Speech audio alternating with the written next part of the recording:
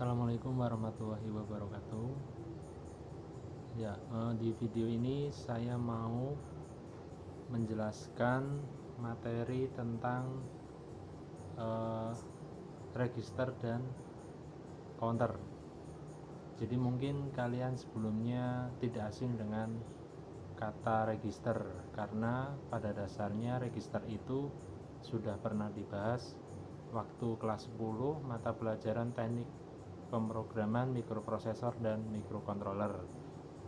Nah, materi ini masuk pada mata pelajaran penerapan rangkaian elektronika, di mana ini kelanjutan dari kelas 11 karena ada beberapa mata pelajaran yang nyambung. Oke, langsung aja. Jadi untuk materinya bisa kalian buka di e-learning, bisa dibuka. Ini video ini hanya penjelasan, barangkali membaca materi yang sudah saya upload di e-learning belum paham ya. Nah, oke, kita buka.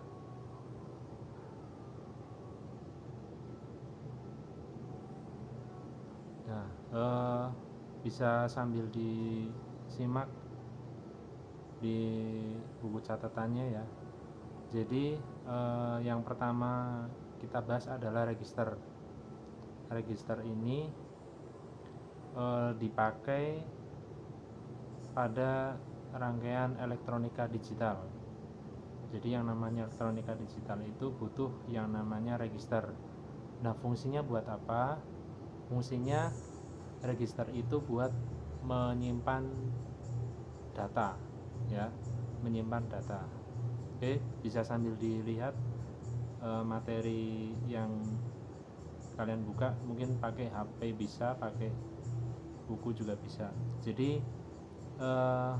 di dalam register itu ada dua angka ya, 1 atau 0. Jadi ada dua angka, kalau nggak 1 berarti 0.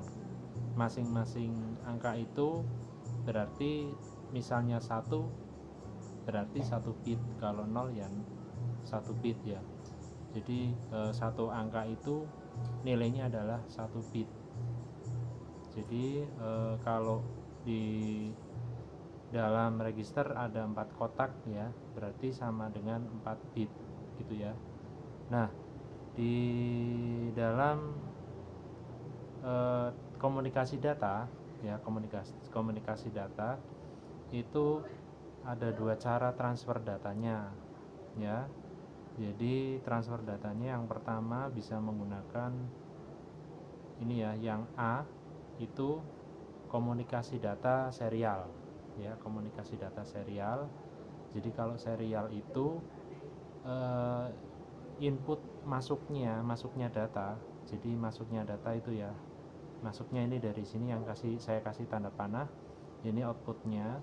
Jadi masuknya itu satu bit ya, satu. Nah, kalau digambarkan dalam bentuk sinyal itu akan naik turun ya, naik turun. Jadi itu ada gelombangnya kotak, berarti kotak. Nah, kalau itu yang A ya, yang A itu adalah komunikasi serial.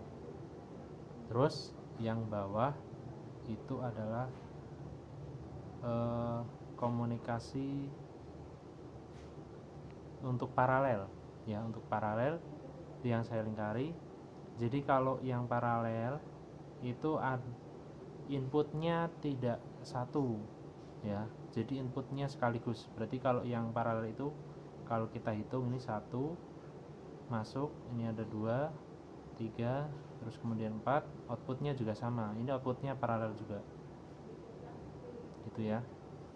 Nah, jadi masuk, kalau yang atas itu kalau yang atas berarti ada B0, B1, B2 dan B3, itu berarti ada 4 bit masuk bergantian, masuknya satu-satu. Tapi kalau yang B itu sama datanya B0, B1, B2 dan B3.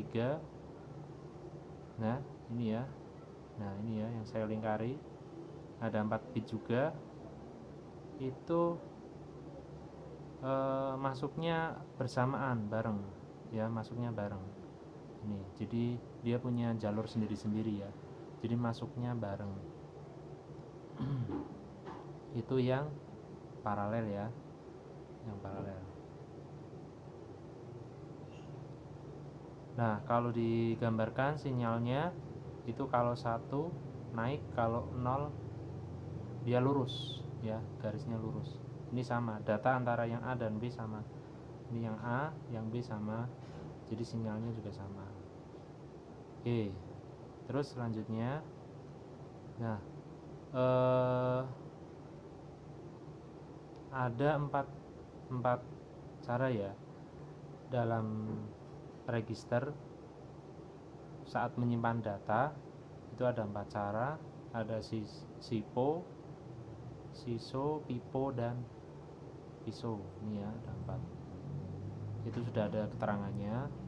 Nah, contohnya ini.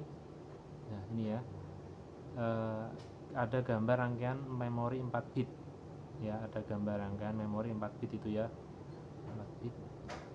Nah, kalau kita lihat itu masuknya kategorinya yang mana? SIPO, SISO, PIPO, atau PISO. Nah, kalau kita lihat itu inputnya satu-satu ya. A itu juga, ini A masuk, B juga masuk sendiri, C masuk sendiri, D masuk sendiri. Berarti dia masuknya punya jalan sendiri-sendiri, berarti paralel. Terus kemudian outputnya dia juga punya output jalur sendiri-sendiri, dari key A, key B, key C, dan key D. Berarti itu paralel juga.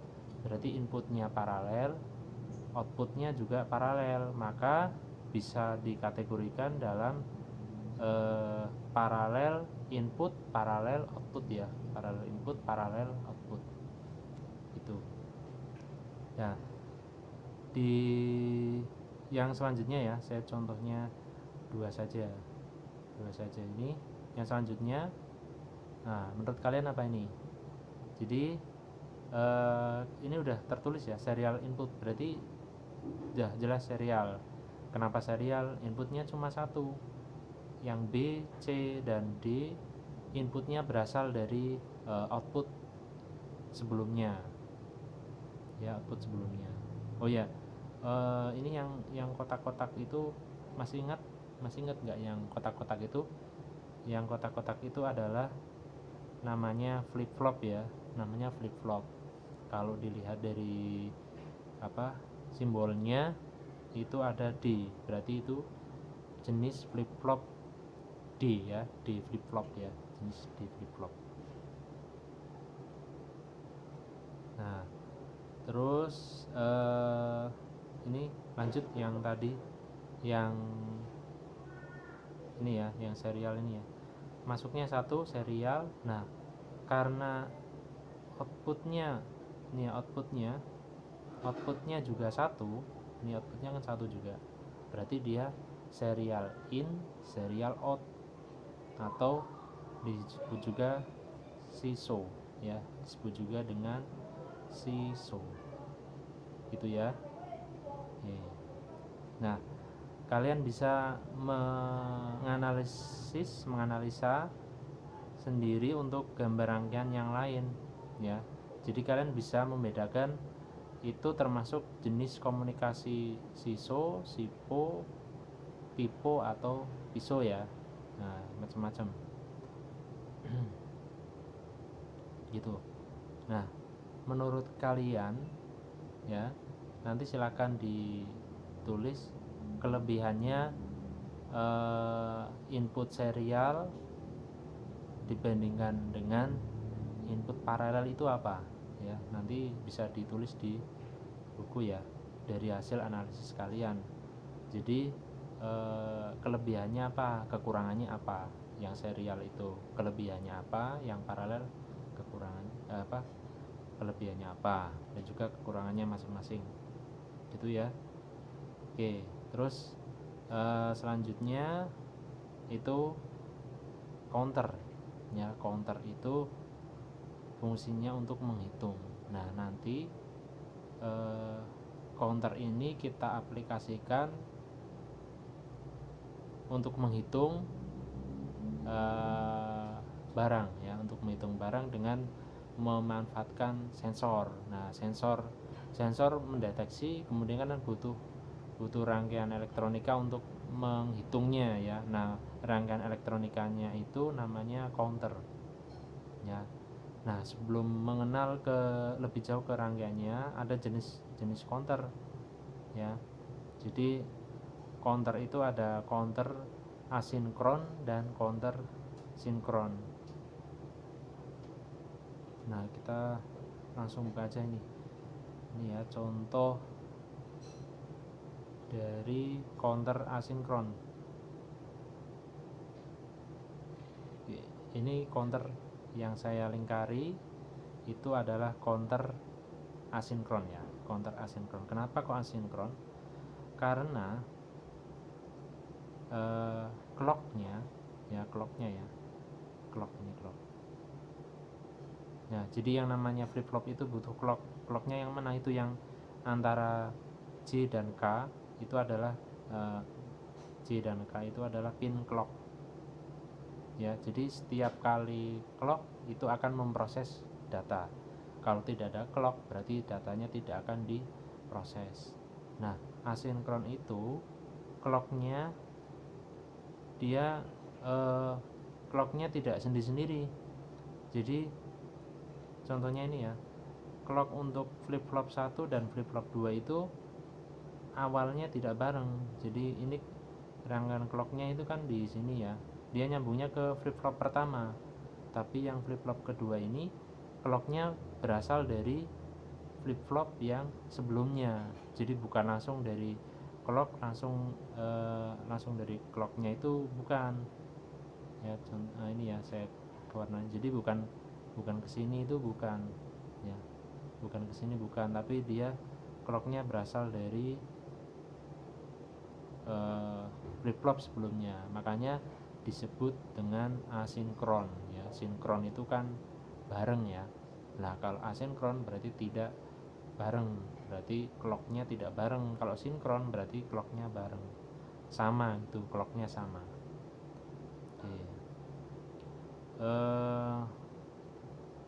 Ini untuk materi clock selanjutnya ya, karena banyak juga, jadi nanti akan saya jelaskan bertahap biar videonya tidak terlalu panjang dan lebar ya.